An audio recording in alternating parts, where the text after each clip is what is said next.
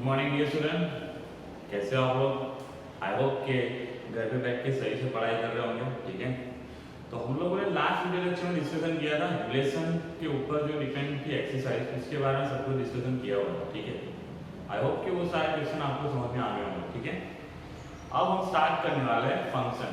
क्या फंक्शन, ये हमारा 11th स्टैंडर्ड के लिए भी, 12th स्टैंडर्ड के लिए भी और इंजीनियरिंग के लिए भी बहुत ही इंपॉर्टेंट टॉपिक है फंक्शन। ठीक है, फंक्शन को कभी भी भूलना नहीं है। फंक्शन क्या चीज़ है, वो किस तरह से बनता है, किस तरह से डिफाइन होता है, सारी चीज़ें हम लोग डिस्कस करने वाले हैं। ठीक है, तो फंक्शन क्या है, एक स्पेशल टाइप का रिलेशन है। क्या है, एक स्पेशल टाइप का रिलेशन है। ऐसा ही बोल सकते हो कि function is a unique relation. Function relation unique relation. तो ये फंक्शन डिफाइन कैसे होता है, function defined as set A to B, इस तरह से डिफाइन होता है set A to B। और क्या बोला जाता है कि फंक्शन ऐसी चीज है, फंक्शन ऐसा रिलेशन है, फंक्शन ऐसा रिलेशन है जो सेट A के अंदर आए हुए सभी एलिमेंट के लिए हमें यूनिक इमेज मिलेगी सेट B के अंदर। फिर से सुनना, फंक्शन ऐसा रिलेशन है जो सेट A के अंदर आए हुए सभी एलिमेंट के लिए एक यूनिक इमेज मिलेगी आपको सेट B के अंदर। फिर से बोलता हूं, ध्यान से सुनना, फंक्शन ऐसा रिलेशन है जो सेट A के अंदर आए हुए सभी एलिमेंट के लिए सेट B के अंदर यूनिक इमेज मिलेगी। ठीक है, यही बात को हम लोग ध्यान में रखते हुए थोड़े बहुत एग्जांपल आपको देता हूं, तो आपको क्लियर कट समझ में आ जाएगा कि फंक्शन किसे बोला जाएगा। ठीक है, where set A is domain and set B is codomain। ठीक है, ध्यान से सुनना, रिलेशन में डोमेन और कोडोमेन किसको बोला गया था, और फंक्शन में डोमेन और कोडोमेन किसको बोला जा रहा है, वो आपको थोड़ा बहुत डिफरेंस यहाँ भी पता चलेगा। ठीक है, मैं आपको एग्जांपल ले लेता हूँ, यहाँ पे रिलेशन के एग्जांपल लेता हूँ। ठीक है, उस रिलेशन के एग्जांपल से हम लोग समझने की ट्राई करेंगे कि फंक्शन किसे बोला जाता है। ठीक है, मैंने क्या बोला, फंक्शन डिफाइन होता है सेट A to B, और A क्या है, डोमेन है, B क्या है, उसकी कोडोमेन, राइट। और रिलेशन जो है वो यूनिक टाइप का रिलेशन है, उस रिलेशन को हम क्या बोलेंगे, फंक्शन बोलेंगे। ठीक है, ऐसा रिलेशन जिसमें सेट A के सभी एलिमेंट सेट B के एलिमेंट के साथ हमारे पास यूनिक इमेज मिलेगी। मतलब सेट A के जो सभी एलिमेंट है उसकी सेट B में यूनिक इमेज मिलेगी, उसको हम क्या बोलेंगे, फंक्शन बोलेंगे। ठीक है, उस टाइप का जो रिलेशन है उसको हम बोलेंगे फंक्शन। ठीक है, तो ये तो वर्बल थोड़ी बात कर ली, प्रैक्टिकली आपको एग्जांपल दिखा दूं तो आपको समझ में आ जाएगा कि फंक्शन किसे बोला जाता है। ठीक है, मान लो सेट A ले लिया 1 2 3 4, सेट B ले लिया 1 5 6 7। वही सेट के लिए दूसरे तीन रिलेशन डिफाइन कर लेता हूं, 1 5 6 7,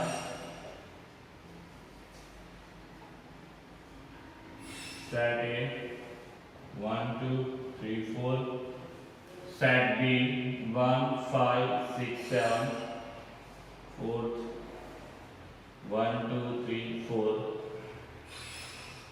set B 1 5 6 7। ठीक है, यहाँ पे मैंने चार रिलेशन डिफाइन करने की ट्राई कर रहा हूँ। ठीक है, चार, तो आपको वहां पे क्लियर कट आइडिया हो जाएगा किसको फंक्शन बोलेंगे, किसको फंक्शन नहीं बोलेंगे। ठीक है, और बच्चों सॉरी फॉर ये थोड़ा सा आवाज आ रहा है। ठीक है, चलो मैं यहाँ पे पहला रिलेशन R1 डिफाइन इस तरह से करता हूँ कि 1 का 1 के साथ रिलेशन मिल रहा है, 2 का 5 के साथ, 3 का 7 के साथ। ठीक है, दूसरा एक रिलेशन R2 इस तरह से डिफाइन हो रहा है, 1 का 1 के साथ, 2 का 5 के साथ, 3 का 6 के साथ, 4 का 7 के साथ। तीसरा R3 रिलेशन इस तरह से डिफाइन हो रहा है, 1 का 1 के साथ, 2 का भी 1 के साथ, 3 का 5 के साथ और 4 का 7 के साथ। ठीक है, 1 का 5 के साथ, 1 का 7 के साथ, 2 का 1 के साथ, 3 का 6 के साथ, 4 का 7 के साथ, ठीक है।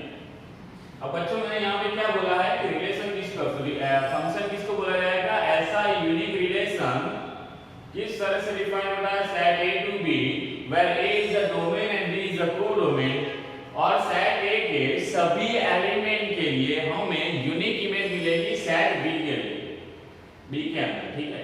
तो मैंने 5-6 बार बोल दिया है, तो प्रैक्टिकली देख लेते हैं। देखो यहाँ पे सेट A है, हमने क्या बोला, सेट A के सभी एलिमेंट, मतलब each and every element cover हो जाना चाहिए सेट A के, ठीक है। तो सभी एलिमेंट के लिए हमें यूनिक इमेज मिलनी चाहिए। अच्छा, तो देख लेते हैं 1 के लिए हमें क्या मिलता है, 1, उसके लिए यूनिक ही है। 2 के लिए हमें क्या मिलता है, 5, वेरी गुड। 3 के लिए हमें क्या मिलता है, 7। लेकिन 4 के लिए हमारे पास कोई इमेज मिल रही नहीं है, मतलब यहाँ पे सेट A के अंदर 4 जो है वो बच गया। 4 के लिए हमें कोई इमेज मिल रही नहीं है। हमने क्या बोला था, ऐसा रिलेशन जिसमें डोमेन के अंदर जो आए हुए सभी एलिमेंट जो है, डोमेन के अंदर आए हुए सभी जो एलिमेंट है उसकी यूनिक इमेज मिलेगी सेट B के अंदर। तो यहाँ पे जो 4 है उसकी हमें यहाँ पे इमेज मिल रही नहीं है, तो इस रिलेशन को हम लोग फंक्शन नहीं बोलेंगे। It is not a function, it is not a function, ये फंक्शन नहीं है। ये जो रिलेशन है वो फंक्शन आपका नहीं है। आपको समझ में आ रहा होगा, यहाँ मैंने कौन सा टॉपिक कवर कर लिया कि डोमेन के अंदर आए हुए सभी एलिमेंट के लिए यूनिक इमेज मिलनी चाहिए, ठीक है। चलो दूसरा रिलेशन देख लेते हैं। दूसरा रिलेशन देख लेते हैं क्या बोला है, देखो यहाँ पर 1 के लिए हमारे पास कौन सी इमेज मिल रही है, 1। 2 के लिए हमारे पास कौन सी इमेज मिल रही है, 5। 3 के लिए हमारे पास कौन सी इमेज मिल रही है, 6, और 4 के लिए हमारे पास कौन सी इमेज मिल रही है, 7। तो आप देख सकते हो कि 1 के लिए भी 1, 2 के लिए 5, 3 के लिए 6, 4 के लिए 7, सभी एलिमेंट के लिए अपने लिए यूनिक इमेज मिल रही है। क्या मिल रही है, यूनिक इमेज।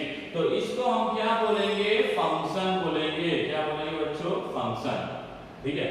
और फंक्शन के अंदर मैंने क्या बोला, सेट A जो है वो डोमेन हो जाएगा। अब देखो ये तो रिलेशन था ना, ये इसमें डोमेन क्या होती थी, याद करो, जिसके लिए जिस एलिमेंट के लिए रिलेशन डिफाइन होता है उसके लिए उसको हम डोमेन बोल देते हैं। यहाँ पे इस रिलेशन के लिए डोमेन क्या आती थी हमारे, 1 2 3, ठीक, पूरा सेट A नहीं आना है। यहाँ पे हम बोल रहे हैं कि सभी सभी सभी एलिमेंट के लिए हमें यूनिक इमेज मिलनी चाहिए सेट B के अंदर। मतलब यहाँ पे जो हमारे पास डोमेन है वो क्या बन जाएगा, सेट A, और कोडोमेन जो है वो क्या बन जाएगा हमारे पास, सेट B, और रेंज हमारी क्या बन जाएगी यहाँ पे, 1 5 6 7, ठीक है। तो मतलब रिलेशन और फंक्शन के बीच में एक छोटा सा डिफरेंस है, किसका, डोमेन के बारे में। डोमेन क्या होती है, यहाँ पे जो एलिमेंट के लिए रिलेशन डिफाइन होता है वो डोमेन हो जाता है। फंक्शन में क्या होगा, सेट पूरा A जो है वो डोमेन हो जाएगा। दोनों में रेंज तो सेम ही होती है, जो एलिमेंट आया, जो आंसर आया वही रेंज हो जाएगी। तो 1 आया, 5 आया, 7 आया, तो वो रेंज हो जाएगी। यहाँ पे 1 आया, 5 आया, 6 आया, 7 आया, वो हमारी रेंज हो जाएगी, ठीक है। Okay fine. और यहाँ पे आप ध्यान से देखो तो रेंज जो आई वो पूरा पूरा हमारा क्या हो गया, सेट B बन गया, ठीक है। क्या बन गया, पूरा पूरा हमारा सेट है, ठीक है। अब दूसरा रिलेशन देखते हैं, उसमें फंक्शन किस तरह से डिफाइन हुआ, उसको फंक्शन बोलेंगे या नहीं बोलेंगे, इसकी बात करते हैं। ये तीसरा रिलेशन मैंने क्या बोला है कि सभी डोमेन के एलिमेंट के लिए यूनिक इमेज होनी चाहिए, इसमें कोडोमेन, ठीक है।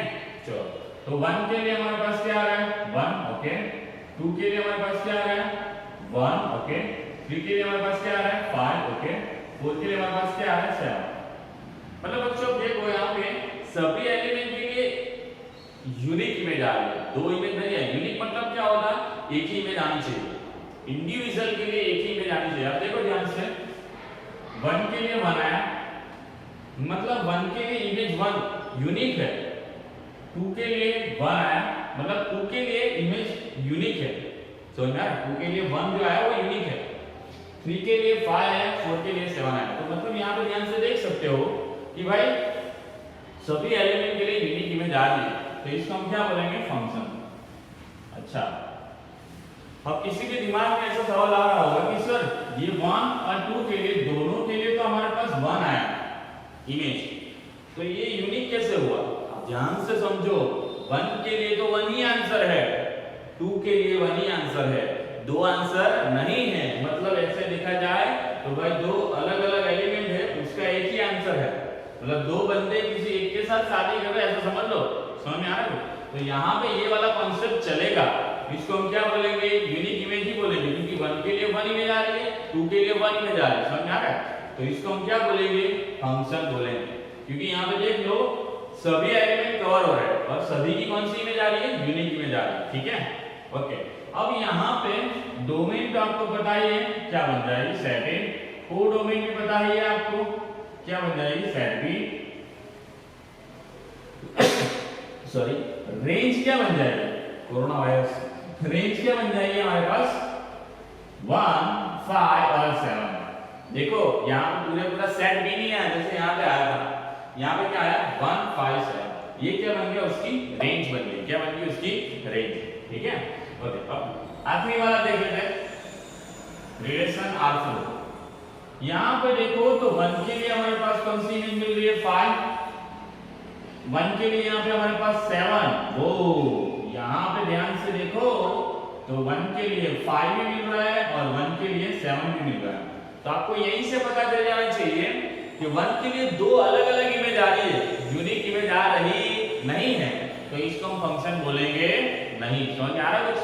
हाँ या ना? फिर भी सारे चेक कर लेते हैं बाकी एलिमेंट के लिए यूनिक है कि नहीं है। 2 के लिए 1, 3 के लिए 6 और 4 के लिए हमारे पास है 3 से 7। ठीक है, तो बच्चों यहाँ पे जो प्रॉब्लम हुई सिर्फ 1 एलिमेंट के लिए प्रॉब्लम हो गई, क्योंकि 1 के लिए 5 भी आंसर है, 1 के लिए 7 भी आंसर है। समझ में आ रहा है? एक बंदा 2 शादी नहीं कर सकता, 2 बंदे एक शादी कर सकते हैं, ऐसा कॉन्सेप्ट समझो। समझ में आ रहा है? 2 बंदे एक के साथ शादी कर सकते हैं, लेकिन एक बंदा 2 के साथ शादी नहीं कर सकता। ये बहुत ही घटिया और वाहियात एग्जांपल है, लेकिन आपको समझ में आ जाएगा कि फंक्शन किसको बोलेंगे। ठीक है, यूनिक इमेज किसको बोलेंगे। तो यहाँ पे देखा जाए तो 1 की 5 इमेज आ रही है और 1 की 7, मतलब 2 इमेज आ रही है। दैट्स व्हाई इसको हम फंक्शन बोलेंगे नहीं। समझ में आ रहा है? तो याद रखना ये टॉपिक क्या, कि ये 2 डॉट मतलब 2 एलिमेंट समझ लो, किसी एक के साथ मतलब किसी एक के लिए इमेज दे रहे हो, मतलब इस 2 डॉट के लिए कोई एक इमेज आ रही है इस तरह से, तो उसको हम फंक्शन बोलेंगे। या फिर कोई एक एलिमेंट के लिए यहाँ पे 2 अलग अलग इमेज आ रही है, तो उसको हम फंक्शन नहीं बोलेंगे। ये कॉन्सेप्ट थोड़ा दिमाग में बिठा लेना। ठीक है, ओके। अब थोड़ा बात कर लेते हैं कि भाई रेंज क्या होती है। रेंज तो हमने बोला कि जो आंसर आता है वही रेंज होती है। ये तो फंक्शन ही नहीं था, इसके बारे में देखना नहीं है। यहाँ पे देखो 1, 5, 6, 7, तो ये हमारा सेट बी, जो कि बी जो सेट आ गया पूरा आ गया, तो उसको हम क्या बोलेंगे? रेंज बोलेंगे। यहाँ पे देखो तो यहाँ पे पूरा सेट बी नहीं था, उसके कोई एलिमेंट उठाया 1, 5, 7, उसको हमने रेंज बताया यहाँ पे। ठीक है, तो मतलब जो रेंज हो जाएगी, क्या हो जाएगी? जो रेंज वो कभी कभार इक्वल टू भी होगा किससे? कोडोमेन से। इससे कोडोमेन से इक्वल टू भी होगा, और कभी कभार वो उसका क्या हो जाएगा? सबसेट। तो मतलब हम बोल सकते हैं कि जो रेंज है वो कोडोमेन का सबसेट होगा या फिर may be equal to set होगा। समझ में आ रहा है? मतलब रेंज ऑलवेज क्या हो जाएगी यहाँ पे? कोडोमेन का सबसेट या फिर इक्वल टू सेट। समझ में आ रहा है? ठीक है, आई होप बच्चों कि यहाँ पे आपको क्लियर कट हो गया होगा कि फंक्शन किसे बोला जाता है। ठीक है, हम अब थोड़ा एक रोस्टर फॉर्म में एग्जांपल लेता हूं आपको, और उसमें थोड़ा आइडेंटिफाई करने की ट्राई करता है कि उसको फंक्शन बोलेंगे या नहीं बोलेंगे। ठीक है,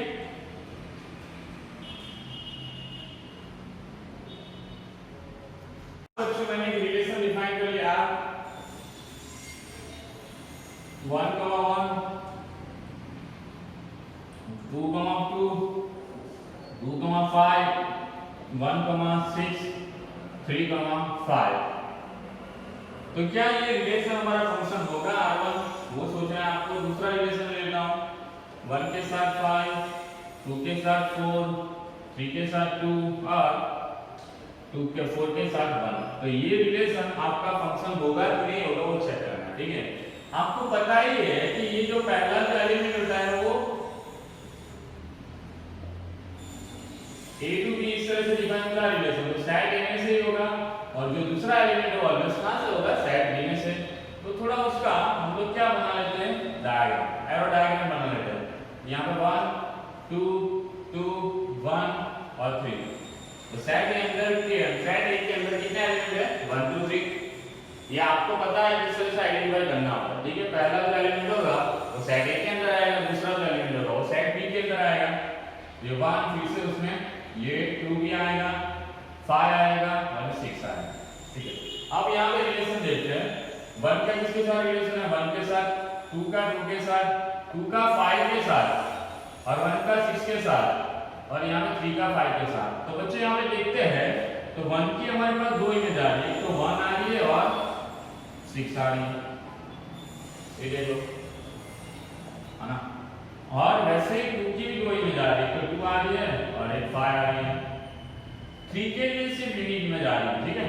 तो बच्चों यहाँ पे ये एग्जांपल को देखते हुए और 1 की दो इमेज और 2 की दो इमेज को देखते हुए हम बोल सकते हैं कि जो रिलेशन R1 जो है वो फंक्शन नहीं है, समझा रहे, फंक्शन नहीं है, ठीक है। चलो R2 देख लेते हैं।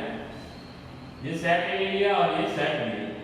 R2 के अंदर सेट ए में कौन कौन से एलिमेंट, 1 2 3 and 4। चलो सेट बी के अंदर कौन से है, 5 4 2 1, ठीक है। यहाँ पे 1 का रिलेशन किसके साथ है, 5 के साथ, 2 का रिलेशन 4 के साथ, 3 का रिलेशन 2 के साथ और 4 का रिलेशन 1 के साथ। अब यहाँ पे देखते हैं तो 1 का 5 इमेज आ रहा है, 2 का 4 इमेज आ रहा है, 3 का 2 इमेज आ रहा है और 4 का 1 इमेज आ रहा है। हम देख सकते हैं कि सभी के लिए यहाँ पे यूनिक इमेज आ रही है, क्या ये यूनिक इमेज आ रहा है। तो इसको हम क्या बोलेंगे, फंक्शन। तो it is R2 is a function, ठीक है। आई होप बच्चों यहाँ पे आपको क्लियर हो गया होगा कि फंक्शन किसे बोला जाता है, ठीक है। फंक्शन किसे बोला जाएगा, स्पेशल रिलेशन। कैसा रिलेशन, जो set A to B define हुआ हो और सेट ए के अंदर के जितने भी एलिमेंट है वो सेट बी के अंदर आए हुए एलिमेंट के साथ यूनिक इमेज बनाएंगे तो हम उसको क्या बोलेंगे, फंक्शन बोलेंगे। और सेट ए को हम बोलेंगे डोमेन, सेट बी को बोलेंगे कोडोमेन और रिस्पेक्टिवली जो इमेजेस मिलेगी उसका जो सेट बनाऊंगा उसको हम क्या बोलेंगे, रिंग, ठीक है। आई होप बच्चों ये फंक्शन वाला टॉपिक आपको समझ में आया, ठीक है। अब हम देखने वाले हैं डिफरेंट टाइप ऑफ फंक्शन, ठीक है। तो मे बी ये वीडियो लेक्चर में कवर करने जाएंगे तो बहुत लंबा वीडियो लेक्चर बन जाएगा। आप पहले दिमाग में फंक्शन क्या चीज है उसको आराम से बिठा लो, ये वीडियो लेक्चर 2 बार देख लो और फिक्स कर लो कि फंक्शन किसे बोला जाएगा, ठीक है। उसके बाद हम लोग कल नेक्स्ट वीडियो लेक्चर हम लोग ट्राई कर हम लोग देखने वाले हैं फंक्शन के टाइप्स क्या होते हैं, ठीक है। डिफरेंट टाइप के फंक्शन क्या होते हैं, उसकी रेंज क्या निकलती है, उनका ग्राफ कैसा होता है, वो सारी चीजें डिटेल में देखने वाले हैं, ठीक है। और बच्चों ये टॉपिक जो है टाइप ऑफ फंक्शन आपका बहुत ही इंपॉर्टेंट टॉपिक है। ऐसे बोला जाए ना कि जैसे मैथ्स सीखने के लिए टेबल्स आना जरूरी है, वैसे ही हमारा आगे का मैथ्स सीखने के लिए ये फंक्शन, टाइप ऑफ फंक्शन को आपको समझना बहुत जरूरी है क्योंकि ये कैलकुलस के लिए बहुत ही इंपॉर्टेंट पार्ट है, ठीक है। ओके, मिलते हैं नेक्स्ट वीडियो लेक्चर में। Thank you very much.